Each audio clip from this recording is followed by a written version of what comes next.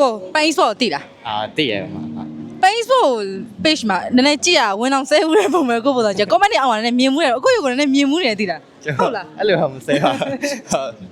Okay စတာပါအခုပေါ့နော်ဒီနေ့ challenge တစ်ခုခေါ်မယ်ပေါ့နော် Chong 80 flicker record emote အဲ့တစ်ခုကိုအဲ့တစ်ခုပြနိုင်တယ်ဆိုလို့ရှိရင် challenge အောင်နေဆိုရင်ညီမတို့ဘက်ကလက်ဆောင်လေးတစ်ခုပေးရမှာပေါ့နော်အခုအဲ့လို mobile legend တွေပါဆော့လား ဆော့ဟုတ် ဘာ hero ကင်လဲ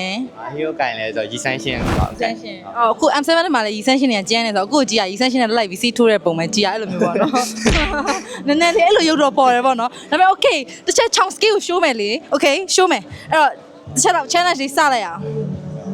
Chong 80 flicker emote record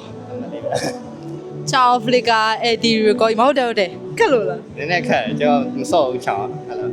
ချောင်းတော့ national hero ပါဒါကတော့အဲ့လိုမျိုးပေါ့ဟိုပြည်သူ hero ပါ ဒီဖလက်ကာ 80 flicker record emote အစမ်းတစ်ခေါက်ပေးခွင့်ပေးမယ်ပေါ့နော်အစမ်းတစ်ခေါက်တုတ်ကြည့်လို့ရတယ်ကျွန်တော် channel ကတော့ဟုတ်တော့ဟုတ်တယ်ဟာဒါပေမဲ့မဟုတ်တော့လည်းမဟုတ်သလိုပဲ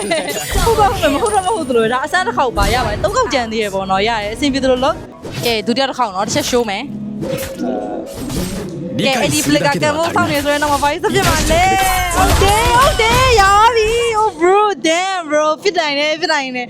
bro တကယ်ပြော pro player လောက်ခေါင်းဇုံပြစ်ပြီးဝင်လိုက်လို့ရတာ bro လို့နေထားလဲဆိုလို့ရှိရင်ဒီဘယ်သူမှနေရအောင်ရှိမှာမဟုတ်တော့ဘူးဒီဒါ pro player မှာ bro အကျန်းဖြစ်သွားလိမ့်မယ်အဲ့လက်ခံလား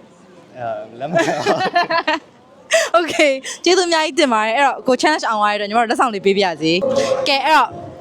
challenge အောင်ရတဲ့အတွက်လက်ဆောင်လေးပေးလိုက်ပါပြီကို okay ကျေးဇူးအများကြီးတင်ပါတယ် challenge ကိုပါဝင်ပေးရတဲ့အတွက်ကျေးဇူးပါ